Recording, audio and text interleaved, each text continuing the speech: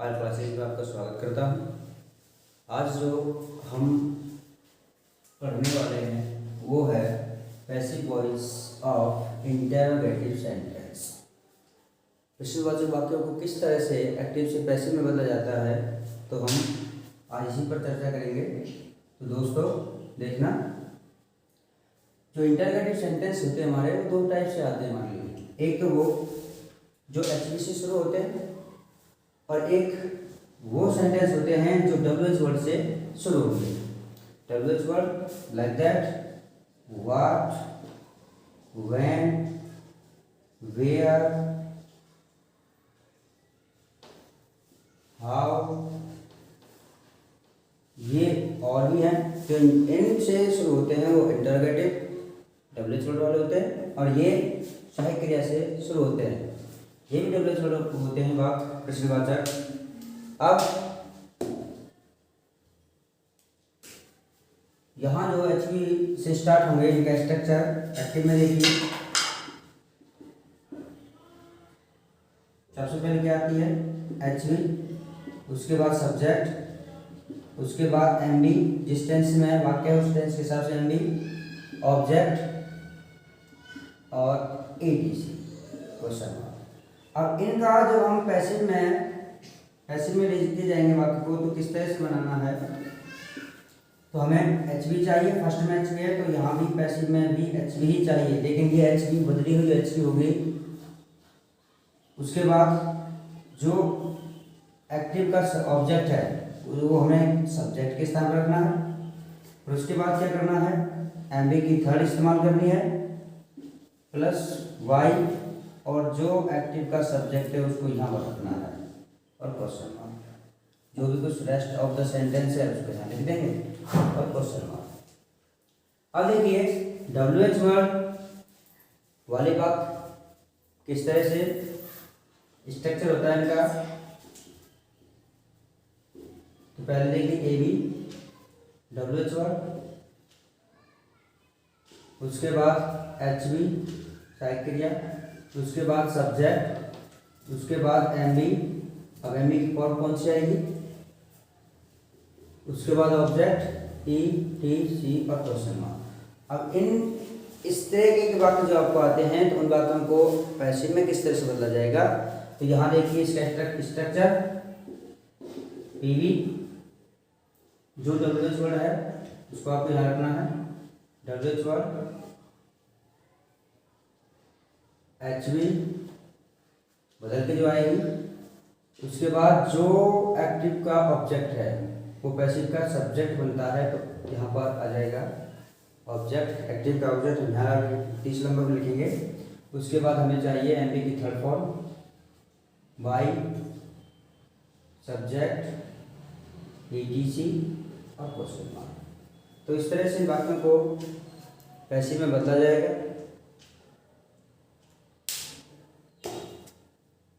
तो इनको थोड़ा सा क्रॉप करते हैं, फिर आगे चलेंगे।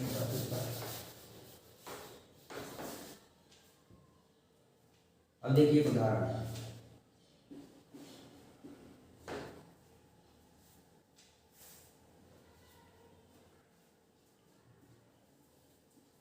इज राम eating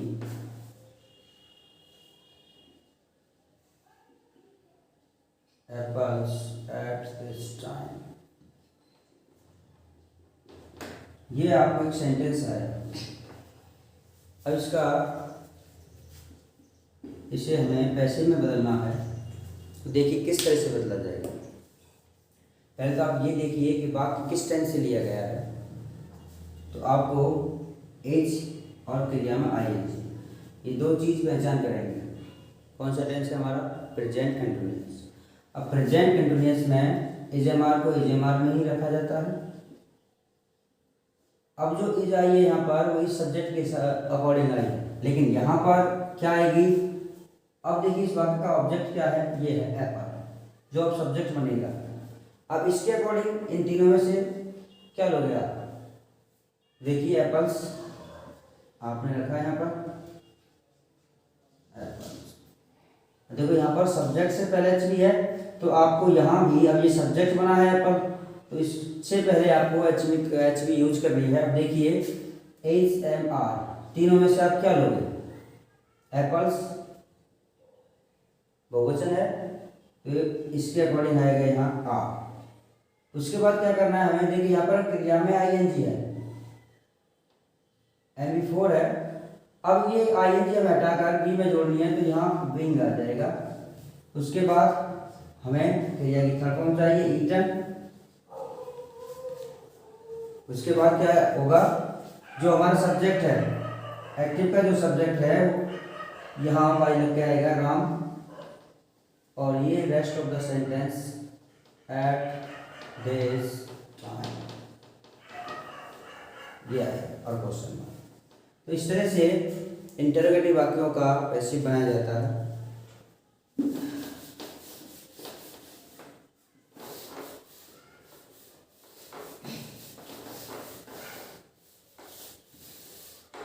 अगला उदाहरण देखते हैं।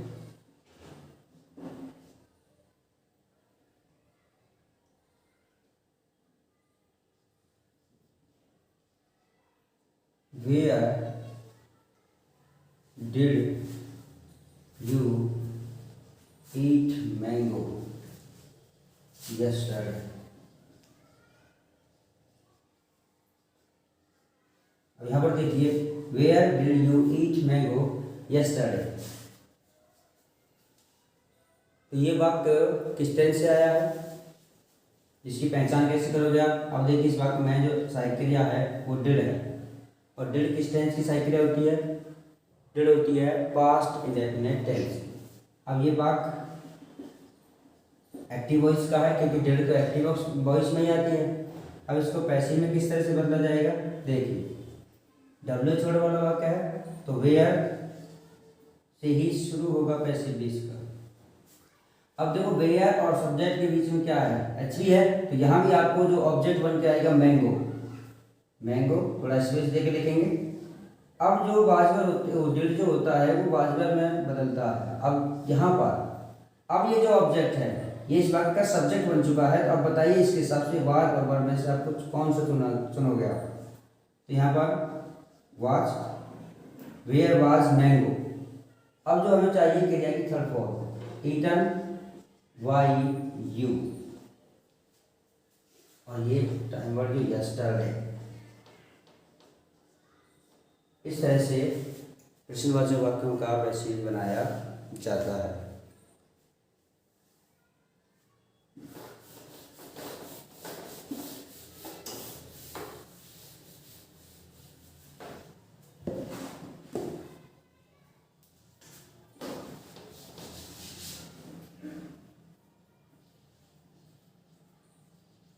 Where have you seen me? Where have you seen me? अर्थात ये जो सेंटेंस है ये किस टेंस से है बताइए आप। देखिए यहाँ पर एचडी के तौर पर क्या है और प्लस एमबी की था, है और हैज। यदि एमबी थर्ड के साथ आते हैं तो वो वाक्य होता है प्रेजेंट परफेक्ट टेंस। तो अब ये वाक्य पैसिव में नहीं, पैसिव बनाना है इसका, वाक्य एक्टिव में दिया हुआ है। अब देखिए किस तरह से बनाओगे आप। WH वर्ड है वो सेम आ जाएगा यहाँ पर, वेयर। अब क्या करना है आपको, हैज हैव किस बदलते हैं। अब हैज हैव जो हैं वो पैसिव में हैज बीन और हैव बीन में बदलते हैं। यू के हिसाब से है। अब देखिए हमारा जो एक्टिव वाक्य का जो ऑब्जेक्ट है वो मी है। अब इसको ये क्या करना है आपको, सब्जेक्ट के स्थान पर लेके आना है। तो थोड़ा स्पेस देंगे, स्पेस दिया, मी को बदल दिया आई में। अब बताइए आई के हिसाब से आप आई के अकॉर्डिंग हैज लगाओगे या हैव लगाओगे। हमें लगना है यहाँ हैव और उसके बाद बीन। अब देखिए क्या होगा, जो थर्ड है वो हम थर्ड लिख देंगे क्योंकि पैसे में हमें थर्ड ही चाहिए। Where have I been seen by you. तो इस तरह से इस वाक्य को भी पैसिव में बदला गया है। और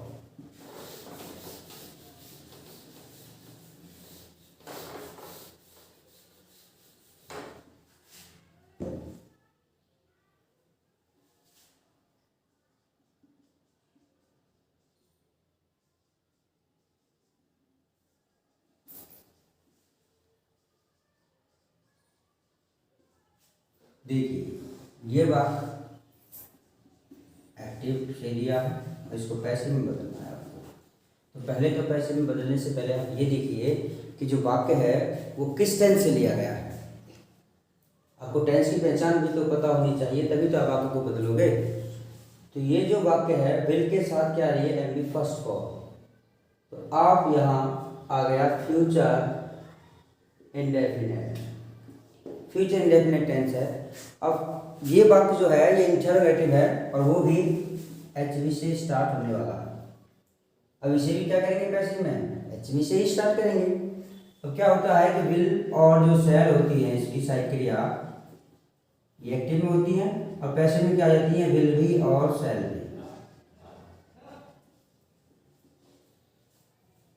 अब यहाँ पर जो हमारा कर्म है ही, ये सब्जेक्ट बनेगा पैसिव का, ही आ गया।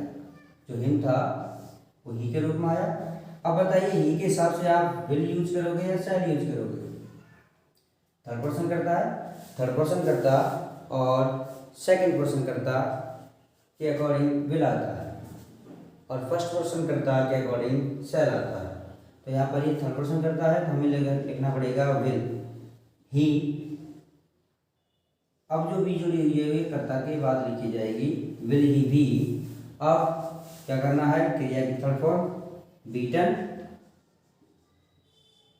वाई। यहाँ पर जो सब्जेक्ट बैठा हुआ है उसको वहां लेके जाएंगे वाई यू टुमारो। इस तरह से एक्टिव से पैसिव बनाए जाते हैं प्रश्नवाचक वाक्य।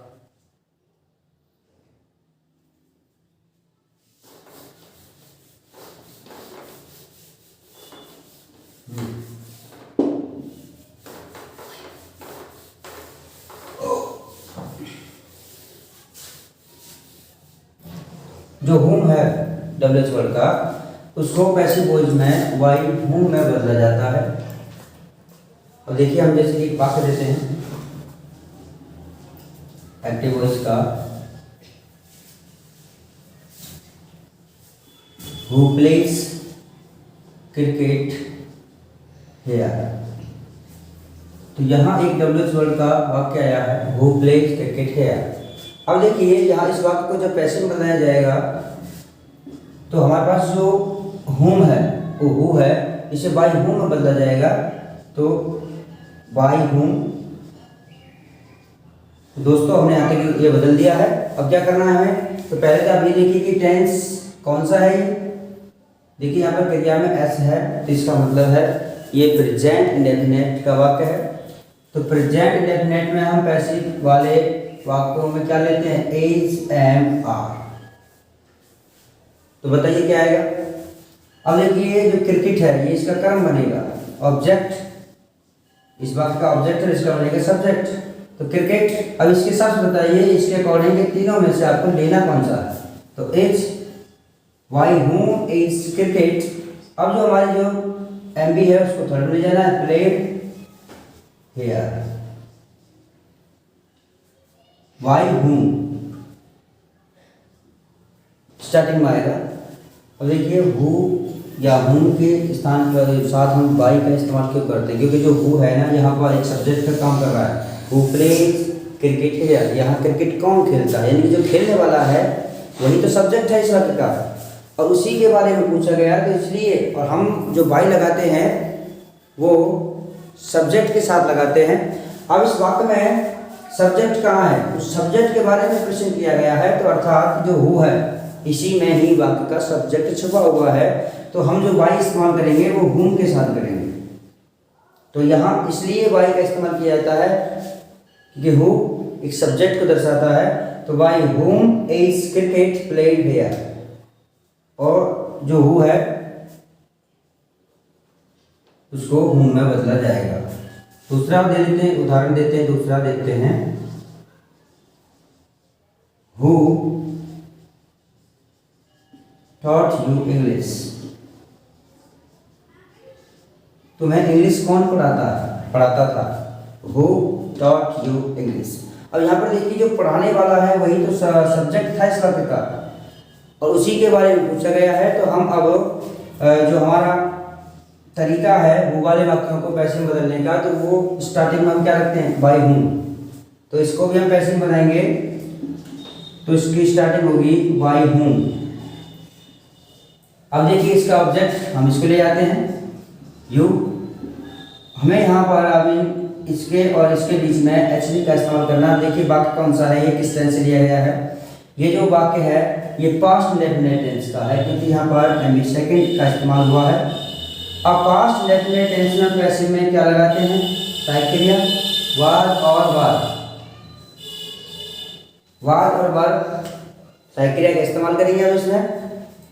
अब यू के अकॉर्डिंग आपको बताओ क्या लगाना है, वाज लगाओगे या वर लगाओगे, तो यू के अकॉर्डिंग तो आपको वर लगाना है, बाय whom वर यू। अब जो हमारी एमबी है उसको थर्ड में लेके आना है, टॉट, इसकी थर्ड फॉर्म यही होती है इंग्लिश, क्योंकि हम यहाँ बाय नहीं लगाएंगे, क्योंकि बाय हम सब्जेक्ट के साथ लगाते हैं और सब्जेक्ट इसमें छुपा हुआ है, इसलिए हम जो बाई है वो whom के स्थान पर ही उनके साथ ही उपयोग करते हैं। तो ये जो हो जाते हैं who वाले वाक्यों को पैसिव में बदला जाता है, तो और who को बाय whom में बदला जाएगा।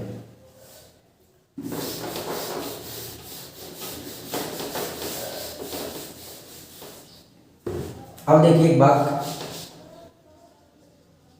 who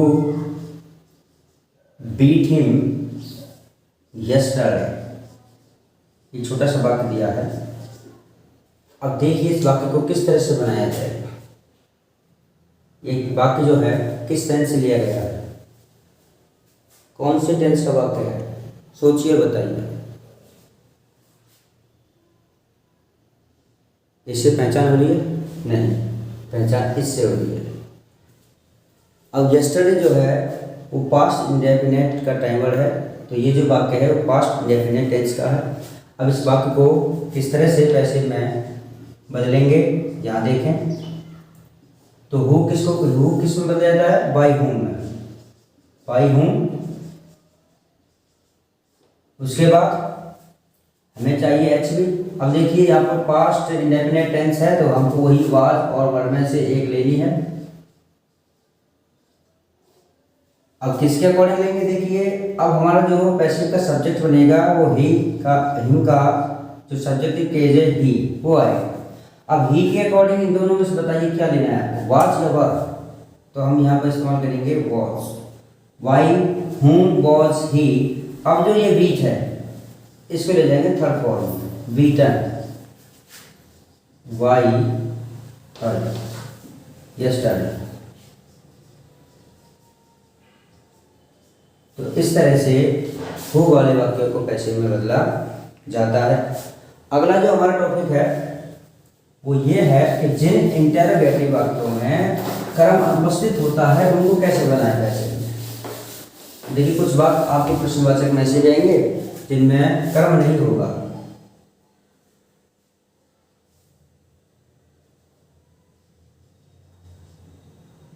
व्हाट या वेयर वाले वाक्यों में अक्सर कर्म ऑब्जेक्ट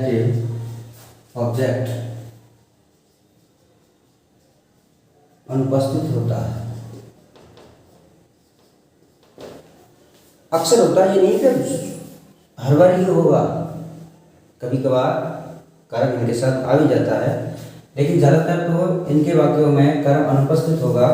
तो जब वाक्य में कर्म ही नहीं है तो इस वाक्य को कैसे बनाया जाएगा, देखिए यहाँ पर पैसिव में किस तरह से बनाया जाएगा इन वाक्यों को? पैसिव में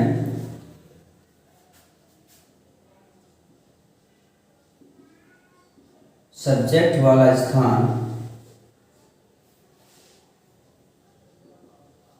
खाली छोड़ दिया जाता है, वैकेंट छोड़ दिया जाएगा।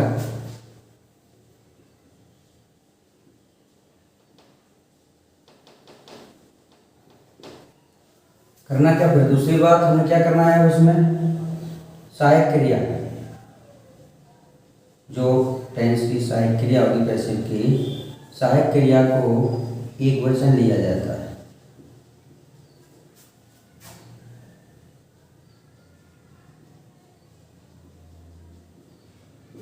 अर्थात एक वचन सहायक क्रिया का इस्तेमाल करेंगे इसमें हम।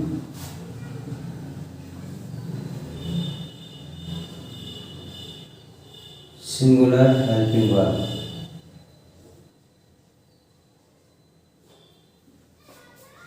अब एक वाक्य हम इसमें उदाहरण के तौर पर देते हैं, देखिए। Where is she going? Where is she going? वह कहाँ जा रहे हैं? अब इस वाक्य में देखेंगे हम, डबल एच वर्ड है, एच बी है, सब्जेक्ट है, एम बी है, लेकिन कर्म नहीं है। कर्म कहाँ मिल जाएगा तुम्हें? एम बी के बाद, लेकिन यहाँ तो कुछ है ही नहीं। तब इस वाक्य को किस तरह से बनाएंगे पैसिव में? देखिए यहाँ पर तो हमें डब्ल्यू एच वर्ड वही लिखना है, वेयर। अब ये टेंस कौन सा है? Present continuous. और प्रेजेंट कंटिन्यूअस के पैसिव में भी हम एज एम आई ही इस्तेमाल करते हैं। तो उसने क्या कहा है अभी कि सब्जेक्ट वाले स्थान को हम खाली छोड़ देंगे और एक वचन सिंगुलर, जो एक वचन सहायक क्रिया का इस्तेमाल करेंगे। अब यहाँ पर इन तीनों में से एक वचन कौन सी है? एज, तो एज आ जाएगी, वेयर एज। अब यहाँ पर जो आई एन जी दिख रही है आपको, ये हटाएंगे, हटाने पड़ेंगे हमें, और इसको हटाकर हम किसमें जोड़ेंगे? बी में। तो विंग आ गया। फिर आ जाएगी क्रिया की थर्ड फॉर्म, गॉन, वाई, हर। तो इस तरह से बिना ऑब्जेक्ट वाले वाक्यों को बनाया जाता है।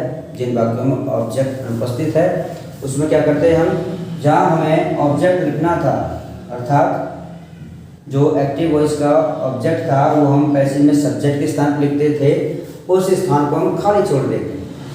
और सहायक क्रिया जो है हम एक वचन इस्तेमाल करेंगे। बाकी जो नियम हैं वो वैसे ही होंगे जो पहले से होते आए। अब इसका दूसरा उदाहरण देखते हैं हम।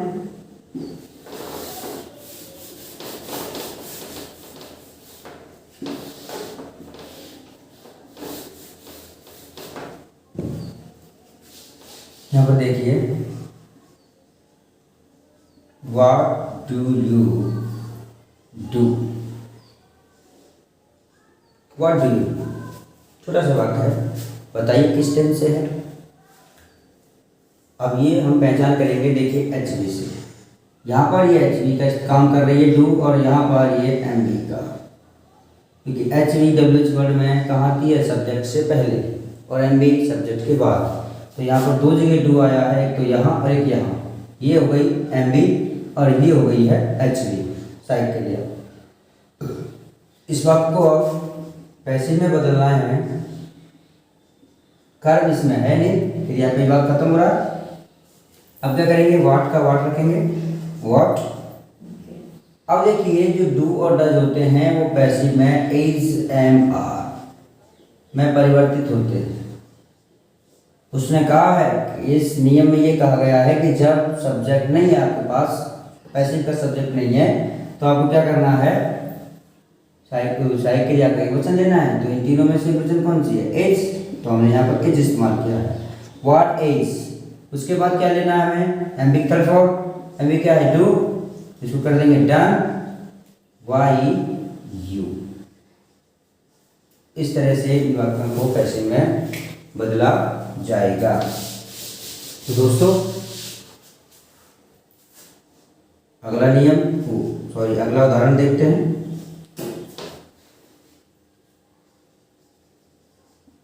What will she make? What will she make? वह क्या बनाएगी? अब ये जो वाक्य है फ्यूचर इंडेफिनिट टेंस दिया गया है, इसमें भी ऑब्जेक्ट नहीं है। अब इसको भी इसी तरह से बनाएंगे हम, सब्जेक्ट का स्थान खाली छोड़ देंगे पैसेज में और सहायक क्रिया को एक वचन ले लेंगे। अब देखिए यहाँ पर व्हाट, यहाँ पर विल ये थर्ड पर्सन और सेकंड पर्सन के साथ विल जाती है, एक फर्स्ट पर्सन के साथ आती है शायद। अब लेकिन यहाँ पर सब्जेक्ट नहीं है तो हम विल को ले लेंगे। व्हाट विल वी मेड, जो वर्ब है हमारी उसको हम थर्ड में ले जाएंगे। तो made, what will be made by her.